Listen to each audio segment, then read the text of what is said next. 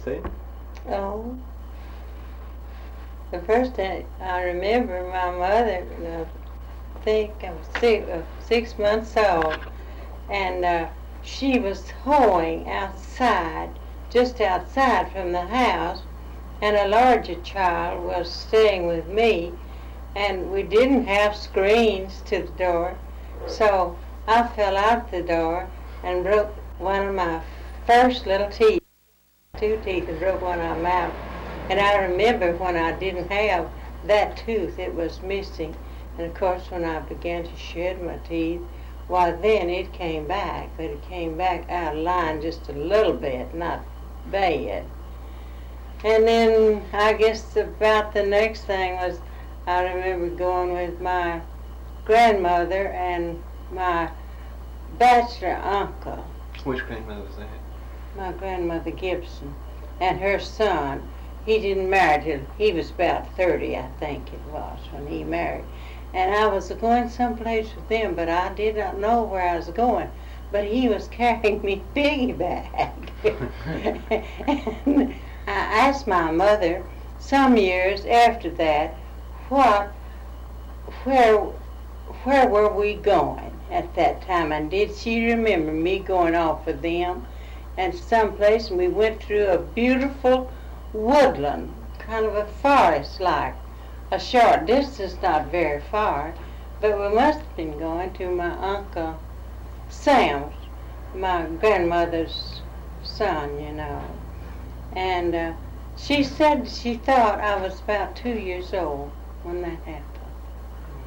And so then later I remember that we moved near my uncle, and my uncle and my father, they had gone in partners and bought a piece of land to farm, and we all lived there near each other.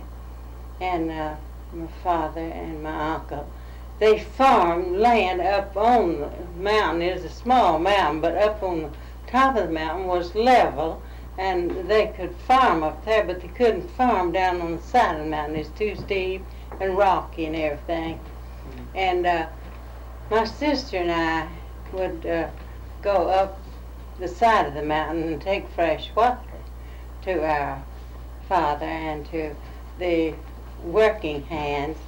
And we found a bluebird nest on our way once. There's just a big stump, tall, perhaps it was 4 feet high, and in that was a hollow, and in there was the bluebird had built a nest, and she had 2 little bluebirds. And my sister, well, she is older than me, and she snatched off her sunbonnet and threw it over the little stump, the hollow, and caught the mother bird, and we took it back to the house. And my mother, I think she shamed us for it and said, "Why, you should never have done that. That isn't right, to catch a bird and away from her babies and take her away." Says, "Turn her loose and let her go back to her babies." And of course we turned her loose. And at that same place, I remember, there was a spring not too far down from the house, and my mother, women very likely would have their wash vessels at the springs, and their husbands would build them a wide wash bench made out of logs that was just split, sawed and split. Yeah. And they would use that for wash benches, big wash benches. That's when they used the battle sticks. And you could hear the battle sticks just going up and down the hollows of the neighbors around. And so we had a cow that was kind of vicious, and I didn't think anything about it. And I went off to the little spring where they were getting their water. They carried it for a distance probably about 20 or 30 feet away. And I was playing there around the spring, and the cow saw me, and she was just furious. She would have killed me probably if my mother and sister hadn't noticed that she was coming so speedily toward me, and she had wide horns, broad horns, and they ran to me and ran to her and got a stick and knocked her back out of the way, and then picked me up. I was so small, don't remember it. But anyway, I guess they saved my life. And so I went to a place once. My mother was going to, my father owed a neighbor $50 that he had borrowed. And he asked my mother if she could go one morning and pay back the $50. And she said I could go with her if I wanted to. Mm-hmm.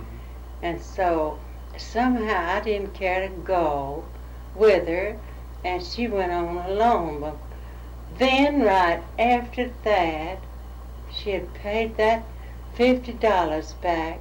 Why, they had two little children, and they'd put the mother had put the $50 under the mattress on the bed, and these two little children, the money worked out from under the mattress with her moving it and making the bed, I guess. And the little children got up and they decided they'd start a fire, and they picked up those bills, $50 bills amounting to $50, and stuck them there for kindling to help start the fire, and burned them up.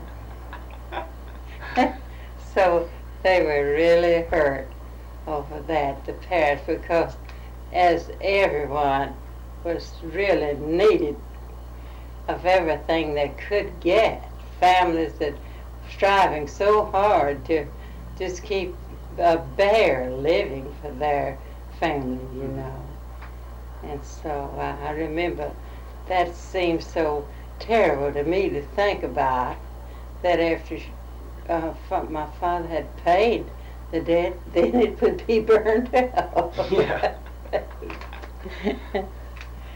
So I remember I'd go along the field a lot of times with the children just because I was lonesome for them and wanted to be with them, Your older brothers and sisters? My older brothers and sisters. And we were, I guess they were a half a mile away from home, and we got without water. And so we just got out into the woods and started looking for water. And we came to a little pond, a little place where it's just a regular hog water, I guess. And we were so thirsty, we drank that water. It could have killed us, It's so dangerous to drink contaminated water. Yeah. But we drank it. Didn't hurt us any of us, I know of, as the Lord takes care of us so often when we don't realize it, And all the blackberries, they grew so fine, just up and down the fence rows, the branches, and the little drains everywhere. And when the blackberry time came, we'd take buckets and go out and just gather blackberries galore. A lot of times we weren't even able to buy the sugar to make pies, or we didn't have flour to make the pies. But we ate plenty of berries. And there's much wild fruit back there that you could go out in the woods and almost gather the things that you need. Wild crab apples, wild berries, wild grapes, fine grapes, and just so many things. And then old places where it had been settled a long time before, and houses had burned down or been torn down and were gone. Well, there's still healthy peach trees around. And you could just go out to an old place like that and just gather fruit galore. And I remember my oldest sister climbing up in a great big cherry tree and gathering cherries, that wasn't worth anything. She'd been glad to have sold them. But it just seemed like there wasn't a market for them that it would even pay to gather them, And we'd have one of my sisters just older than me. She was crossing a little branch coming to the field where the rest of us was one day, and she found a duck swimming around in the water down there, and there was no house anywhere close by. So she thought it was just a stray duck, that it didn't belong to anyone, and she caught it. She worked with it and caught it, brought it up to the field, and I think my daddy had her to take it back and turn it loose down on the drain, because he figured that someone up the drain lived up there, and the duck had wandered away from home, That was all when you lived in Gadsden? That's all. I was living not as close to Gadsden as I was, though, when at the place you all saw. We were living a few miles away from there then. I just guessed it must have been about 3 or 4 miles away from that place. But it was a different place. What's the first time you remember Mark Smith? Met Mark Smith? Not until we moved to that place there, near the river. And he was a fairman then, when we moved there. And so we lived there at that place 3 years, and then came to Texas. And he and my father, they loved each other like brothers. And they were Mason brothers, and people just loved each other, seemed like then a lot anyway. They just, as Abraham Lincoln, said, God must have loved poor people so much, for he made so many. And so when you have the same needs and you have the same conditions around you, seem like it draws you closer together, And they were very fond of each other. My daddy went to him one night. I think I told you about this, though. One cold night when the cable, on the cable line, the block and tackle froze up. And the boat wouldn't move. Mr. Smith couldn't get it to go either way then. It had frozen so. And he didn't know what he was going to do. And he hollered and told his wife to go and send for my daddy to see if he would come and help him. And so, of course, he wouldn't have turned him down at all. He would have died himself in there trying to save him, I suppose. So he loosed, we call them these little old bateaus, or whatever I don't know what they're really called. But anyway, they were the little boats that they used, to cross the river sometime when the winds was blowing and the waves would be up. I think we crossed the river in those. And so he went to him, and both of them worked at it till they got it loose, the ice turned loose, and then they got the ferryboat to shore. So I remember some men would go and sit on the bank of the river and fish a lot for their family, and just because they liked to fish anyway, it was a sport to them. But they would hardly make enough to feed their family at all, but they'd fish anyway.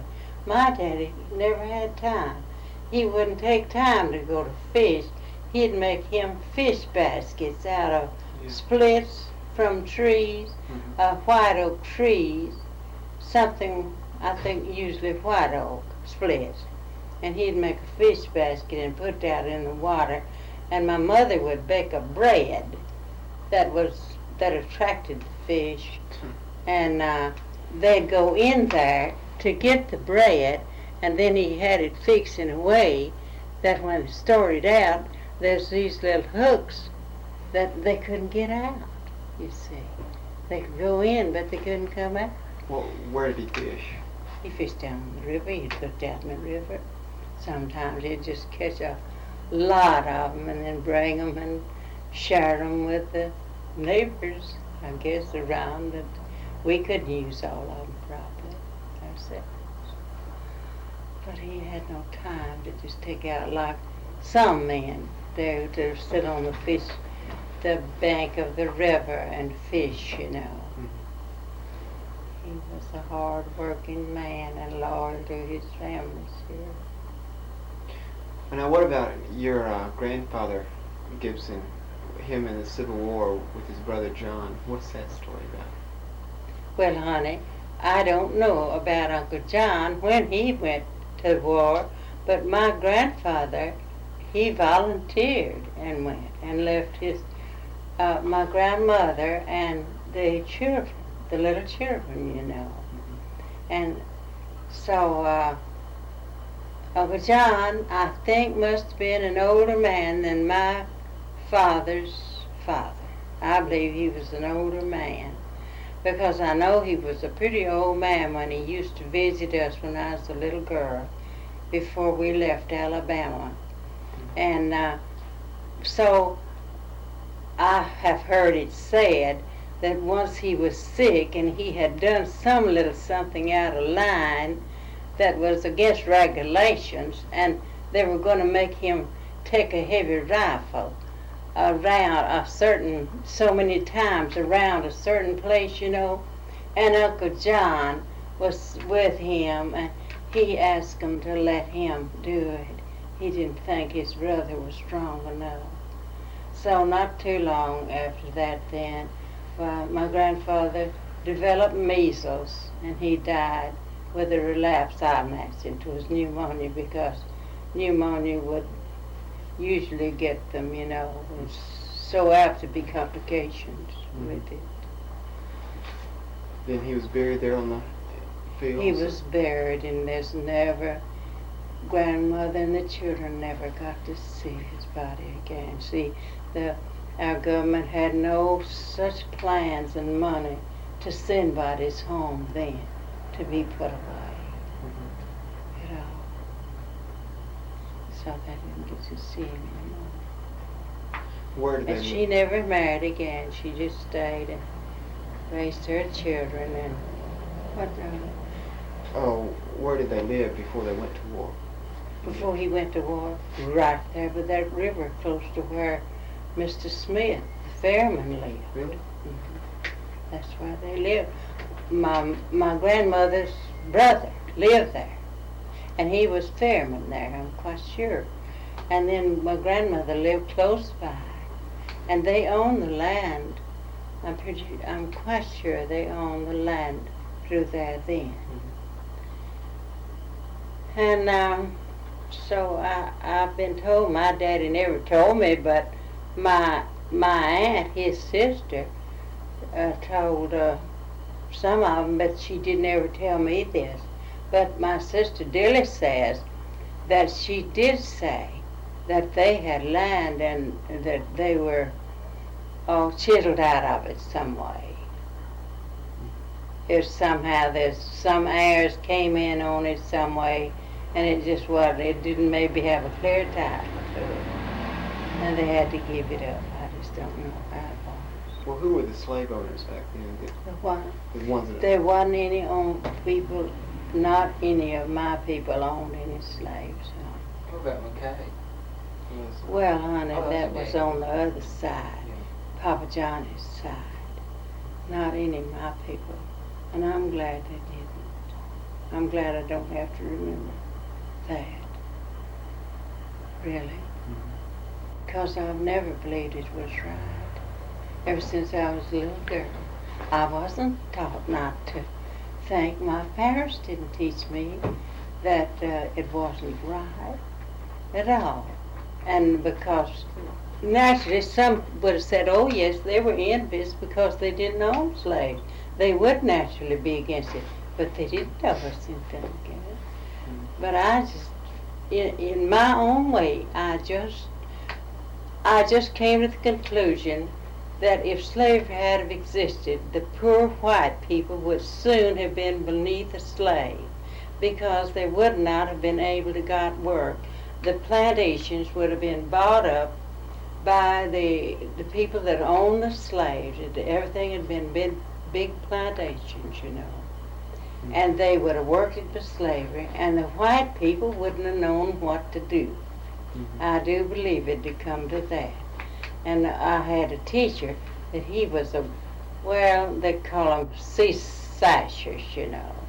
That they were so embedded in the South, you know, that they couldn't get away from that idea. Now, he had been raised of the idea that it was right to secede from the Union, you know, because of the slaves. But I never did believe it. And so in the class one day, he wasn't but about 3 years older than me.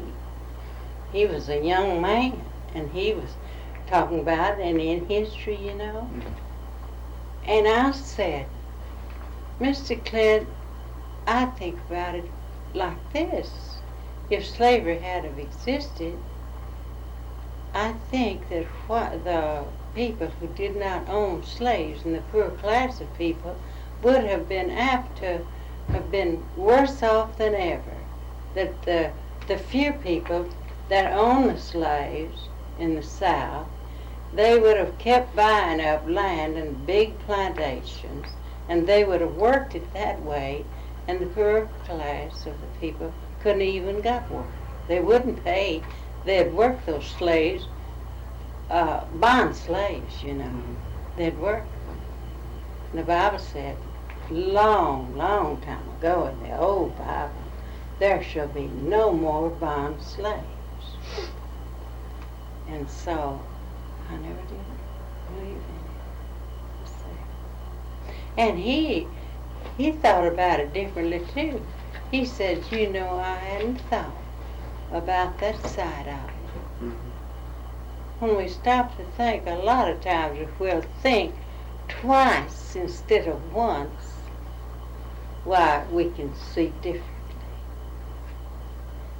At the first thought, it might not be the best one, but if we'll wait and take the second thought, it might be the best. Well, what about your mother's people? Did you ever see your grandfather Gilbert? Oh, yes, I saw him. I think he died when I was 8 years old, and I had seen him once before when I must have been about 4 years old, but I remembered being in his home. My mother had a stepmother. Her father married for several years after he lost his first wife, my mother's mother. But he married again. And what was his name? Gilbert was his name, Dan Gilbert. Dan. And they were living in their own home then. And I remember the big apple trees all about the place. And the prettiest things, the shaded, they were up in the yard, some of them, all just loaded with apples when we were there. And I remember how kind he was. It seemed like everything he'd say to we children, it'd be something of kindness, you know, love. And then the next time I saw him was just before he passed away. He died with cancer. I had a little knot, my mother said, that came on his leg, had been on his leg a long time, and he fell and hurt it. And then it started growing. And so the doctors told him that it'd have to be taken out if he expected to live. And so he considered that he would have it taken out. It grew large. And so they were fixing to operate on him. They didn't have much hospital facilities then, you know. And they were going to operate on him at his home. And they had everything ready. And they told him, said, now, we can't guarantee that this wouldn't come back. In some other part of your body, we can't get all of it. He said, well, if that is the if that is the sentence, I will not take an operation. He says, I'll go on until I die. And he didn't take the operation. So I remember when we were there and he was so very ill and he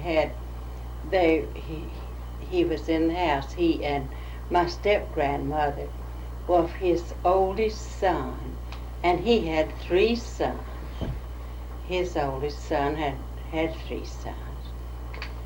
And these were the best things to him as I remember. Now it struck me that they must be the finest young men because they cared for grandfather so well.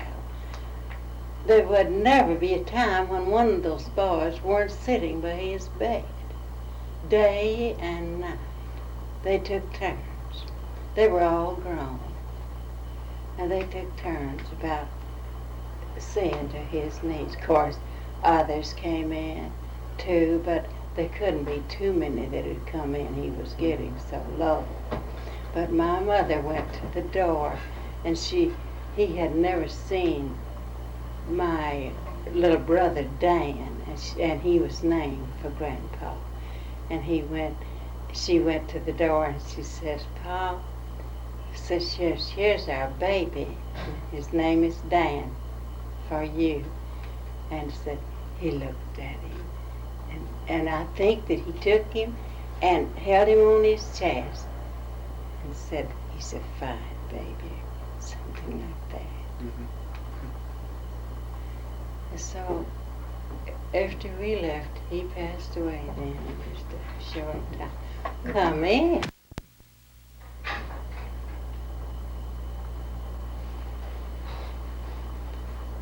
Didn't you say we're talking one time about when your mother was going to get a letter about her father dying? Oh, yes. What was that about? We were living about 3 miles from that Smith place. And the letters came by relays, you might say. One neighbor would go to the post office, which was in Gadsden. There wasn't any way to get it out away from Gadsden. That was the nearest post office. And one neighbor from the whole neighborhood would go into town and get the mail for everybody else. And everybody, they'd let them know that their mail was there and they could go. So my uncle, one of my old great uncles by marriage, my daddy's aunt's husband, they had got this letter and they thought, I guess, that it was a death notice somehow, and they opened it to see who it was that had died. And so they thought that it was Uncle Dan Gilbert, but it was Uncle Dave Gilbert that had died. And they sent my mother word, or she got the word somehow, that her father, Uncle Dan Gilbert, had died. And so she was so troubled, of course my daddy was too, about it. They both were. And so they knew if he had died, it'd be hard for them to go, even though it was just 50 miles across up to the Sand Mountain and across to where he lived.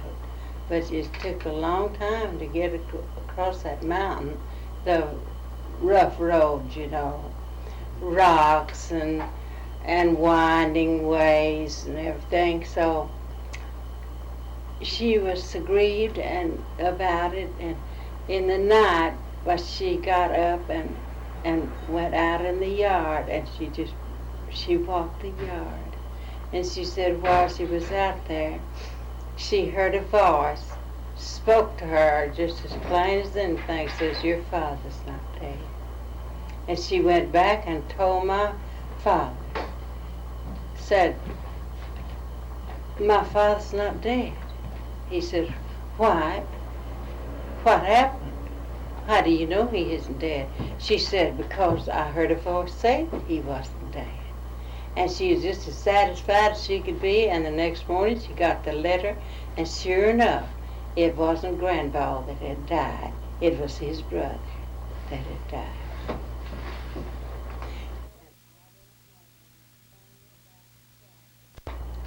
Well, I don't know on a thing about the Scots except just what Granny my great-grandmother has told me.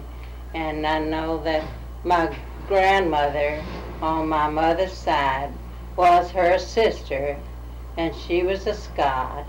And of course, I don't know anything about the rest of the family. I don't even know the names of their sisters. There were 10 sisters, and the youngest child was a boy. And she said that they had to help do the pioneering, clearing land, splitting rails, digging walls, building fence, doing everything that a boy and a man could do because they had no brothers to help their daddy. And so they just did all those things. She said that they would weave their clothes, weave the card and spin the thread, and then make it into materials for their clothes. And the first dress that she ever had, a print dress outside of what they had made at home with the old looms, she swapped the material for a Spartanburg, South Carolina merchant and got her some material to make her a dress. It was the print material. They called it calico then. And so she said that she was so proud of that dress, but she is made kind of narrow, and said that they had to climb over fences so much, but they'd fix styles, what they call the STILE style, that they could climb up and get to the fence, and then over the fence there's blocks, like, I think. But she said she could hardly get across the fence without tearing her dress. It was so narrow. And she said that she first pair of shoes she ever owned, bought shoes, her father would make their shoes.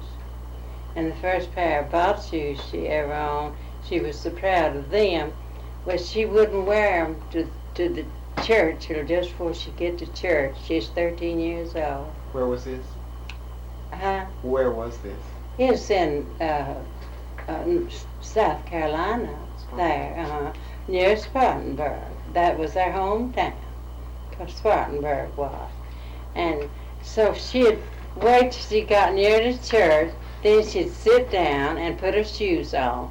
And after she left the church, why, she would sit down and pull her shoes off and go on home barefooted. And she wasn't by herself, other people that way too. And those that didn't walk, why, they'd have ox wagons and go to church in ox wagons. I've even seen that. No older than I am. My granny would have been 170. Let me see, she'd been 165 years old, at least, if she had lived, I guess. But I have seen, when I was a little girl, I saw people that came to church in ox wagons. And I rode in an ox wagon one time. I didn't ever, but one time. But my daddy used to farm with them. He'd make his crops with oxen. And they did have lines with them. They had big yokes that yoked the necks together, you know. Yeah. And they taught them to know which way to go when they spoke to them. G was to the right, and they learned that. And ha was to the left. When they wanted them to go to the right, they'd say G. And they'd go to the right. And it was, then ha would be to the left. Now that's the way they taught them. They learned it to do it too. And my daddy said a yoke of oxen ran away with him once, and said, oh, he just thought he would. It went down a hill, right down into a deep hollow, and said he sure did get a shaking up going down that that hillside with those oxen. They were just frightened and just running away. Well, when did y'all decide to come to Texas? When did Grandpa Gibson decide to come to Texas? Well, about a year after my mother lost her father, he planned 8 years before that to come to Texas, and she asked him not to come while her father was living. She said that she felt like if she was to leave him, she'd never see him anymore, and he wouldn't come and bring her away. So then 8 years went by, and so then in a year's time, after Grandpa Gilbert had passed away, well, he decided that he'd come to Texas. He hadn't discussed it with my mother either. And he came in from town. He had been to Gaston that day and sold some cotton. And he came back home and asked my mother how long it would take her to knit him about 3 pair, I think, of socks. And she said, well, it won't take me long to knit 3 pair socks. She said, why do you ask me? He says, I think I'm going to Texas just right away. And we had a pretty nice crop in the field. I think there's about 16 bales of cotton gathered after he left, maybe. But my mother took over, and the children and the relatives and the neighbors would come in and help pick the cotton, not charge anything at all for it, just help to get it out. Just every once in a while, some of them would come in and help pick some cotton. And finally, my mother gave a cotton picking, and she, of course, I think they got out about maybe 2 bales that day. Well, they had so many hands that came in, you know. And then she gave them, she and the women around. Well, my older sister was grown anyway. And she and the women, they got together, and I guess they fixed the supper or dinner one together and a song all together that night. Just a bunch of them met and had singing. Just, oh, I don't know, I guess some hymns and maybe some folk songs and things like that, you know. Just had fun. Good time together. So, young folks didn't crave to go places then to have big times, because there was just every chance for them to be together in the community, and there was some things besides preaching and the singings and things like that. They could. Now I know with our school teacher over there at the Lions Hall, he organized a prohibition society that he'd meet with his students, you know. There, I guess there's others that belong to it, but he'd meet with them just every week or two, and then at Sundays he'd be in Sunday school and church with them. He is a fine Christian man besides, a good teacher, and he certainly believed in holding the reins down for the children, big ones and all. I went to school when I was so little, when I was about 7 years old. I'm sure there's girls and boys that came to that very school that was more than 21 years old. Mm-hmm. And one boy, his name was Gilbert, but he wasn't related to us. But he walked, I think, 6 miles a day to come to that school. And his name was Gilbert. Well, what year did y'all finally decide to come to Texas? I mean, did he come back? That was in 1895 was the year we came to Texas. How did that happen? When did he come back, your daddy? Yeah. Oh, when did he come back? From Texas? Mm-hmm. He didn't. We came on out to Texas. he stayed.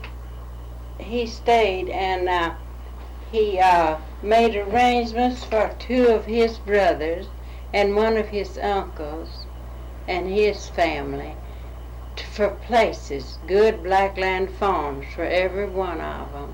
And then he worked for a man that lived on the same farm that we lived on after we came down. He worked with that man, helping gather corn for 2 months. Until we came to town. We hadn't seen him in 2 months. I was just crazy to see him. Oh, I thought it was so long to stay away from my daddy. I remember we missed him so, we little children. We found his track out in the field somewhere, and we got little particles of sticks of some kind, or rocks, and built it around his track. We missed our daddy so much. And some was getting so tired on the train, and what I was thinking was, oh, I want to see my daddy. That's what I'm thinking about. I want to get there to see my daddy. And he met us at Blossom, Texas, just this side of Detroit, And that's where we landed and put our feet on the Texas soil. First time was at Blossom, Texas. Well, who all came with the caravan? Oh, there's 32 of us that came with the caravan, and there's two adopted children. One of my uncles and his wife, one of my great grandmother's daughters. She and her husband never had any children, and these children were very unfortunate children. Their mother got into trouble, and she had to go to prison. And this girl and boy were just real smart, and they were sent to this poor farm. It is called a poorhouse then, but they were sent there temporarily until they could find homes for them some way, And so my uncle and aunt liked him so well, and they didn't have any children. They had raised one of my uncle's nephews, took him when he was a baby. His mother died, and they raised him. And so they adopted those children, that sister and brother. And they were just real smartest things. And he educated the boy. Now the girl, I don't think she's so very well, and he didn't send her, but he gave this boy now a good business education. And he married, they're close to Roxton. Went to California, Sacramento, California, and he wrote back. He'd write to my uncle and aunt back and tell them what they were doing and everything, and he'd send them money. Just every once in a while he'd send them money. And he wrote to my uncle once that his business was worth $250,000. He had a business was $250,000. Of course, that wasn't so big, but it was big for him because he hadn't been out there too long. But he's just a fine business young man, Who else came? Well, that wasn't related to us now. A neighbor woman that my parents had known, I guess, always nearly. She had Sister Blossom. She hadn't seen in 30 years, and she said she would like to come with us because she didn't want to travel alone, and so she came with us to visit her Sister Blossom, and we parted there and never saw her anymore. Didn't know just how she went back and when she went back home, But she had children back there and grandchildren in Alabama. And then, who else in your family came though? Of my family, what? Who else in your family came on the caravan? We were all, the whole family, of my mother, and let me see now, Tom and Jude were born in Texas. But all the other children, there's 10 children. And your grandmother and great-grandmother? And yes, grandmother and my aunt, my daddy's sister, had never married then. She was an old maid, but she wasn't old. I don't guess she was much over 30 years old. But she hadn't married, and so my grandmother, Granny, and this aunt, okay. And there was his brothers, 2 of his brothers, and their family.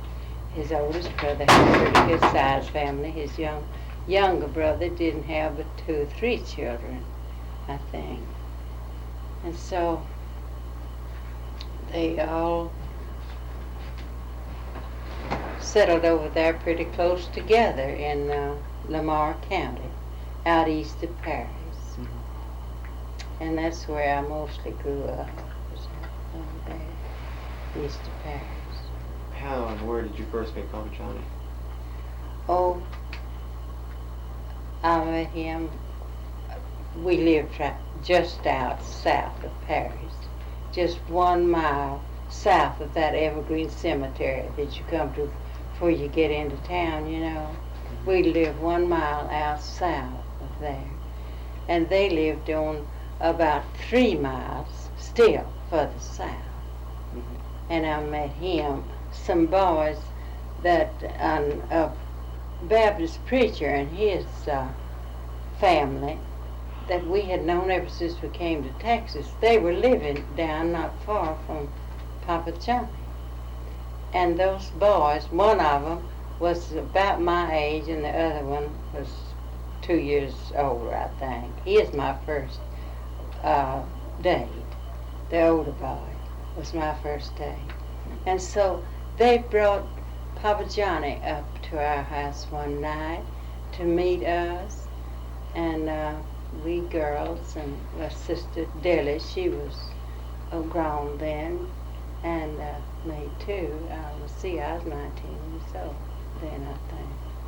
And so then we never did go together.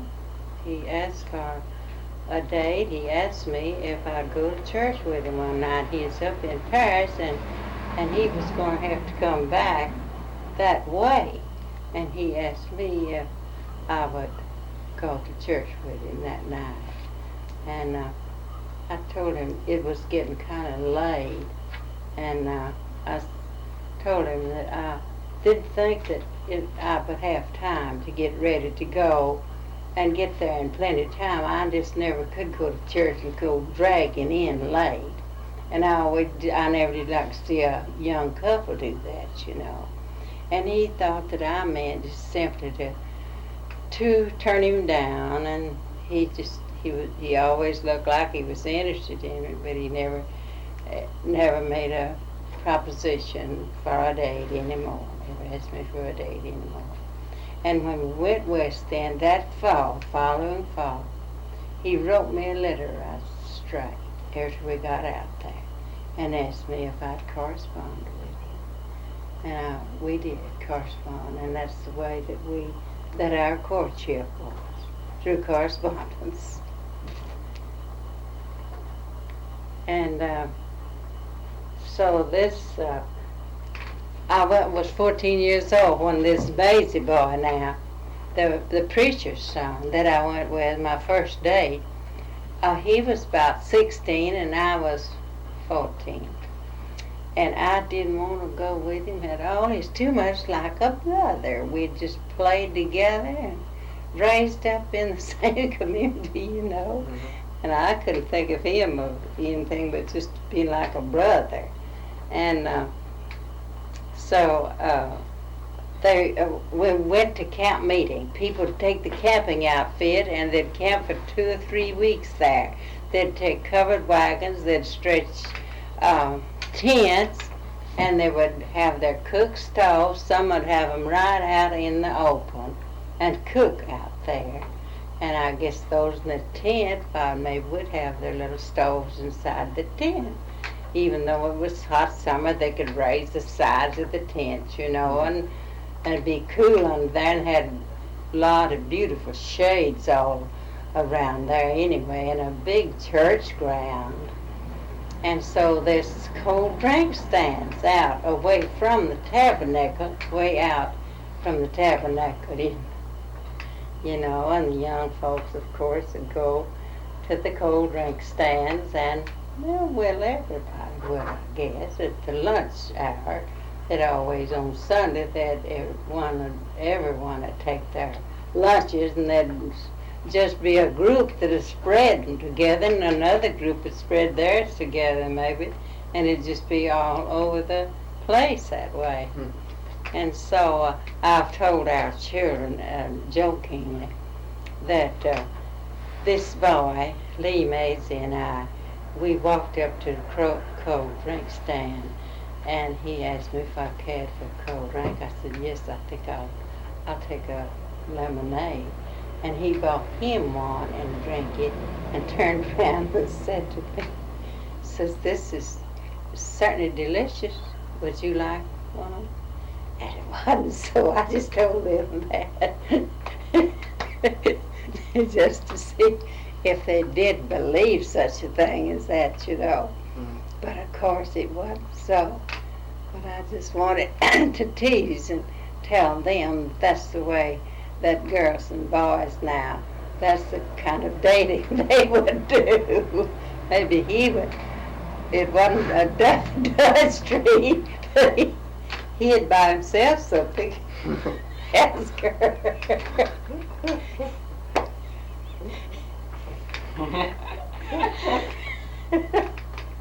If she would like some. And they were the nicest boys. They were just as fine as boys.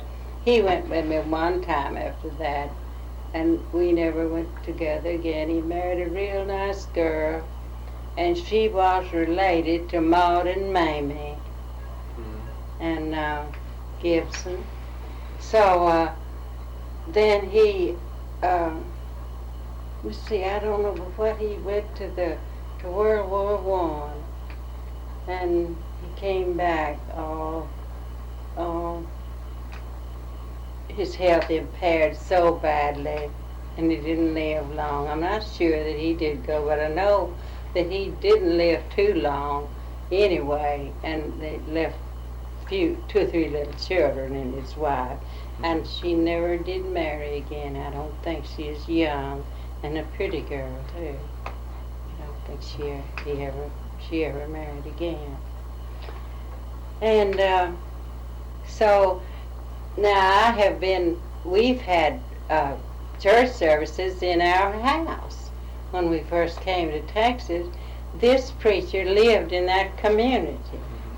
And maybe some of the neighbors around had asked him to come to their house and preach. And there wasn't a church right close by, And he'd come, and then the neighbor where they were going to gather at that place, they would send word around and let it be known that there'd be preaching service at their house a certain time. And then the neighbors would come in and to the church service in the home. And then we finally got to where the men would build brush arbors, tabernacles, just go down to the woods and cut the tops out of tall, slender trees, and they'd just have the posts, the corner posts and everything in a way that would be so convenient to lay poles over the top, and then the brush, the shaded brush with the leaves, green leaves on, so it wouldn't let the heat of the sun come through so badly. Yeah. And there's where that I remember that there was a colored family lived near us, and this colored man would go to church. And I remember once there was a preacher, I think it was the Church of Christ preacher, and he'd go there and get down at the uh, roots, right at the big oak tree at the tabernacle, with the tabernacle, and back himself, sitting himself back against that big tree, and he would sit there and listen to that sermon, just as interested as anyone I have ever seen listening to a sermon. Mm-hmm. And I've said that people that are against black folks and talk about them and think they don't have a soul, maybe, that I imagine if they got to heaven and knew this old colored man, that he wouldn't be black up there, and he wouldn't be sitting out under an oak tree. He'd be right in among the rest of them. Well, when did you and Papa Johnny finally decide to get married? Oh, I think, honey, it was about 6 months' time after we went out there. We decided that we became engaged, and then we didn't get married for a year's time. It was a year's time before we got married. A little more than a year after we moved out west. We moved in November out there, and I soon got a letter from him. And then we got married the 30th of December following. I never will forget when he was fixing to leave, they weren't sure that I was going with him because I told my mother that I might not go. Mm-hmm. And so he came in from the dining room that morning, and my daddy was sitting back in his chair, and he said, Mr. Gibson, it seems that you're going to have to give me your daughter to get rid of me. And he had his hands up over his head and said, she's 21 years old. Well, she's 21. I thought, oh, I wish he'd said, we'll take her with blessings and may you have a happy life together, and we'll miss her so much. But I understand that this was the thing that is uppermost in people's minds, and where one is really aware of what they're doing. You know, that is the thing that they look forward to doing, is to have their mate someday. Of course, my mother said, I don't have any children to give away. I said, well, what if all of us had stayed single and all been here together, old bachelors and mates? Would it have been a house full of us? But we didn't intend to get married. His brother, Homer, had just lost his first wife and left 4 little children, you see. And they were there, and Eva and her mother were trying to take care of those little things. And when we talked it over, he and I, after he came out, I says, I'm afraid that it won't work out. It won't be the best for me to go. Too many, maybe, in one house. He said, will it be yours just the same as it is anybody else? And he said, I know that you can just feel at home, whatever you want to do, just what's there. He's the provider for it anyway, you know. And I said, well, I know I could get along with him as far as I'm concerned. But I said, I'm just a little afraid that it's too many of us together, you know. And that they have the care of the little ones, and I didn't want to feel like that I could be in the way at all. He said, well, I don't blame you if you don't want to, said, But I'll assure you this, that after a year's time, you'll have a home. Because I'll certainly expect you to have a home after a year's time. And when we went on then, now I got thinking about it, that when he got back home, his folks and his friends would think, well, she just let him down. But, and I decided then that we would go on and get married. And we went on to Children's and visited two of his sisters up there and stayed about a couple of weeks. And he'd go out looking for land just nearly every day. And he found this down at Sar, and he liked it so much, and he knew it was rich and was fertile, and he saw possibilities in it, and he came back and told me that he thought he had found what he would like to have. And of course, whatever he liked, I did too. I said, well, I know I like it too. And so there wasn't a thing on it, not a fence, not a plank of any kind, but there was plenty of water on it, and the people that were letting their cattle go, just graze, they'd go there and get water. And two bankers from Quanah had money in the bank for him when he got out there, that paying him for the use of the water. And he didn't even know that they were going to do it. But they had deposited that money in the bank there for him, for the use of the water for their cattle. They just different people own cattle, you see, where there's no fences, but people began to take in the land then and fence it, and they kind of thinned out the cattle. They put them in the ranches where they belong,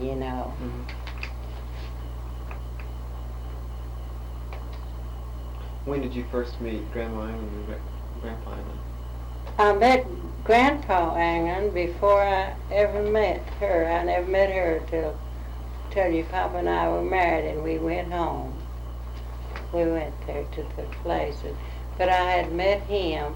He was coming by our house. He was a cripple. He couldn't walk very well, and he was visiting some of his relatives, a relative over here about Cooper, and he came back to Paris, and he thought he'd catch a way out home, but it's a little late, and he just started walking, and he was just simply too crippled to walk. You see, that wound that he got in the war never did just heal completely. Always bothered him. And he got to our house out from Paris, about a mile, a little more than a mile from where the train came in, And my father and mother had already met him, but I had never met him. And he came up to the gate, and he said that he got to talking. He said he expected some of his folks to be up there, and that he could ride out home with them, Well, my daddy, I guess, just asked him right on in to come in and spend the night with us, and that we'd see to it we could call Johnny the next morning. He said that his son could come in after him, too. So then I didn't see him anymore until we were married, got down there to play. But I had met Eva. I knew her, and she was such a pretty young girl, beautiful blue eyes, black hair. She was just a beautiful girl, just his type. They both had a black hair and big blue eyes. But she and I we just seemed like, I guess, felt like sisters to a great extent, because being together so much, And so not long after we were married, she came to me one day. She's writing to a young man over in Oklahoma. She said, Mattie, I want to ask you to a favor. Says, you write a letter for me to my boyfriend. I said, why, what do you mean? Wanting me to write your boyfriend a letter? She says, yes, I do. I know you can write a better letter than I can. I said, oh, I don't want to. Why don't you get your own writing done? And she just prevailed with me so till I agreed to write it. I think she copied it.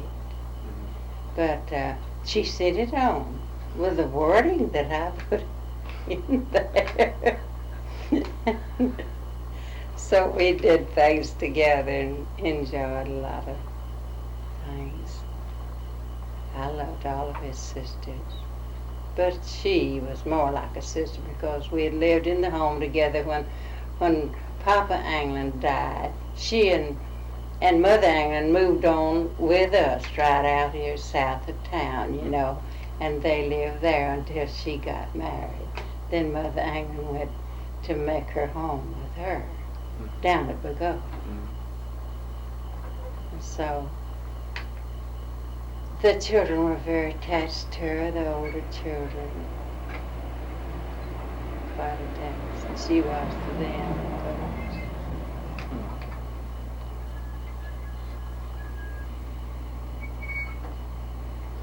Well,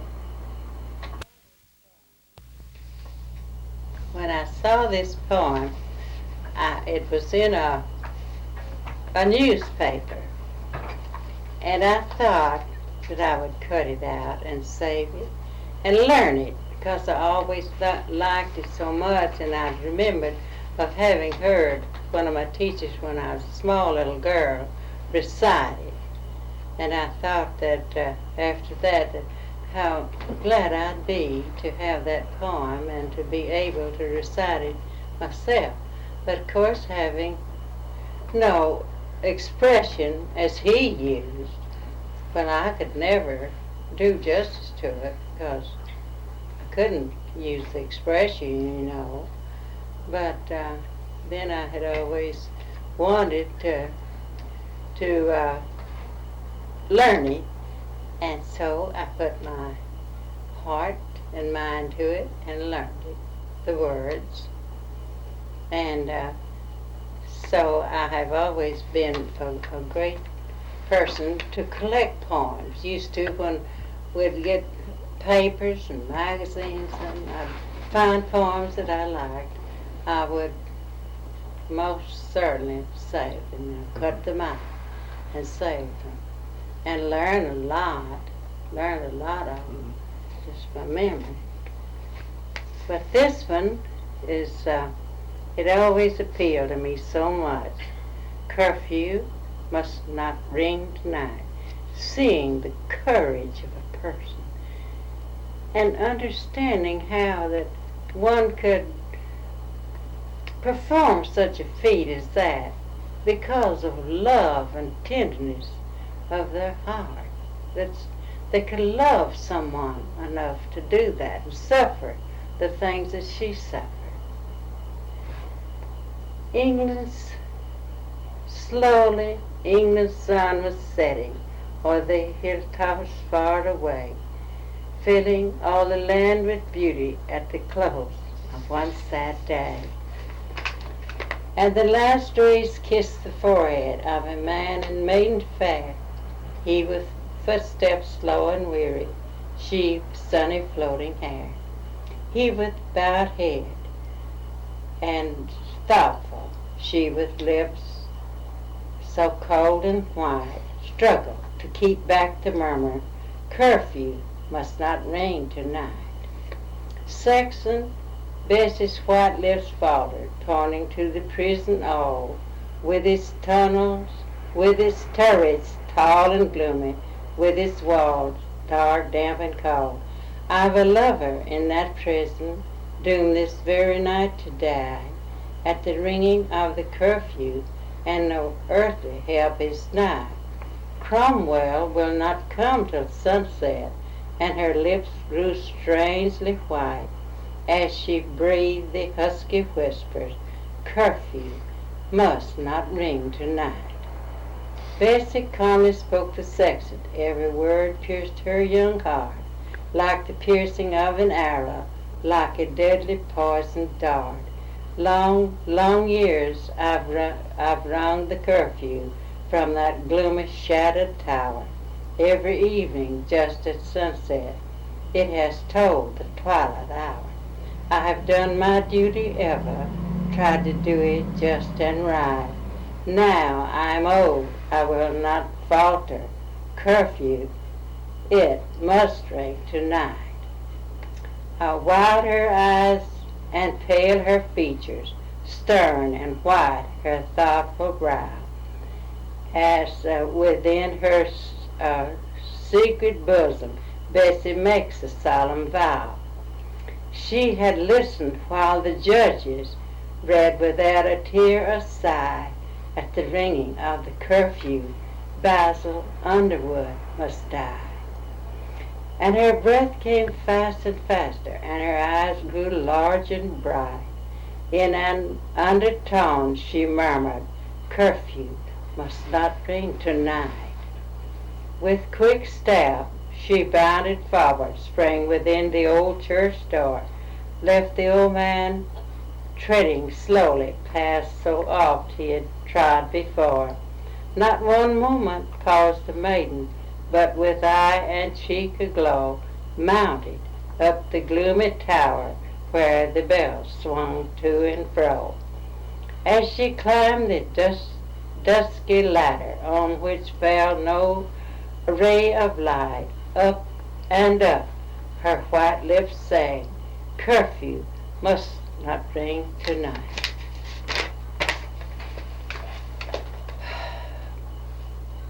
She has reached the topmost ladder. Over her hangs the great dark bell. Awful is the gloom beneath her, like the pathway down to hell. Lo, the ponderous tongue is swinging. 'Tis the hour of curfew now, and the sight has chilled her bosom, stopped her breath, and paled her brow. Shall she let it ring? No, never. Flashed her eyes with sudden light as she sprang and grasped it firmly. Curfew shall not ring tonight. Out she swung far out. The city seemed a speck of light below, there twixt heaven and earth suspended, as the bells swung to and fro. And the sexton at the bell rope, old and deaf, heard not the bell. Sadly thought that twilight curfew rang young Basil's funeral knell. Still the maiden clung more firmly, and with trembling lips so white, said to hush her heart's wild throbbing, "Curfew shall not ring tonight." It was o'er, the bell ceased swaying, and the maiden stepped once more firmly on the dark old ladder where, for 100 years before, human foot had not been planted.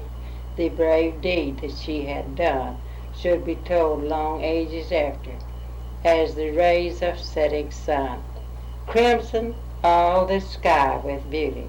Aged sires with heads of white tell the eager, listening children curfew did not ring that night. O'er the distant hill came Cromwell. Bessie sees him, and her brow, lately white with fear and anguish, has no anxious traces now. At his feet she tells her story, shows her hands all bruised and torn, and her face so sweet and pleading, yet with sorrow pale and worn. Touched his heart with sudden pity, lit his eyes with misty light. "Go, your lover lives," said Cromwell. "Curfew shall not ring tonight." Wide they flung the massive portal, led the prisoners forth to die, all his bright young life before him, 'neath the darkening English sky. Bessie comes with flying footsteps, eyes aglow with love light sweet, kneeling on the turf beside him, lays his pardon at his feet. In his brave, strong arms he clasped her, kissed the face upturned and white, whispered, "Darling, you have saved me. Curfew will not ring tonight." Rose Harper. I could say nearly all of it. A few words that I didn't get in. Most of it. That's good. Brother Howard used to save me poems. He knew I liked him, and he saved me poems. Once he sent me The Drinking House Over the Way. It was a long poem, but a sad one, sure. But he knew I just loved him, and he sent that poem to me once. He's up in the Boston Mountains of Arkansas. Send me that poem. And the way it goes is, the room was so cold, so cheerless. I wanted you. I prayed that all of you would be the Christians, devoted Christians, as you should be, and live humbly with God. Walk humbly with God. Let's see, there's a scripture that says, "What more does God want of man but to show mercy and to love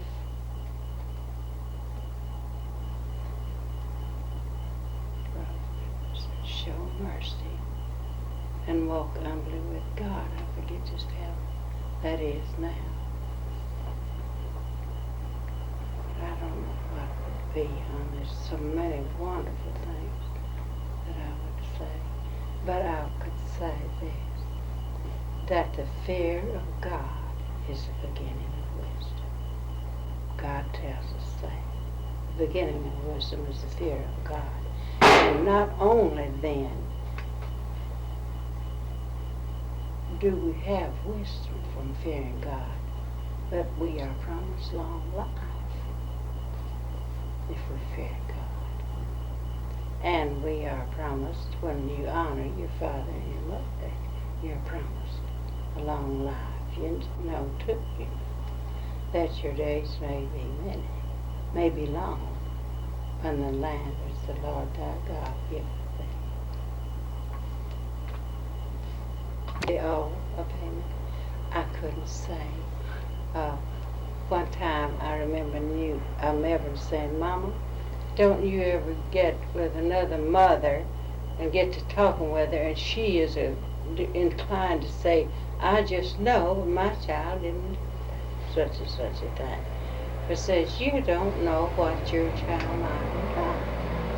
And I said, 'Don't you fool yourself, honey. I wouldn't say that. Because I wouldn't, I never doubted my children trying to do the right thing. And I didn't believe that they would go deep into wrong. But I could imagine that they might swerve somehow away from the path that they should have traveled sometime. Don't you believe that they might have one? Or that most people would. But let's pray to God that we can be found in that narrow path. It's sad. I don't mean any traffic, but they will go, they're traveling to the eternal, wonderful in that narrow path. And those in that broad path, there's many going in there. It may be a sad thing for them. Well, but honey, I can say this much. I know I love them, everyone. And I would ask God to watch over them. Correct them, protect them, and direct their way. Each one of them. I've written my children different times. May God direct, correct, and protect you. And whenever that's done, why, that's a lot, I think. She really Well, I guess it's time to go. and we can say, with all the patience and all the interest that I know to speak of, I have at heart my children, my grandchildren, and all that may befall after me. And how I love people.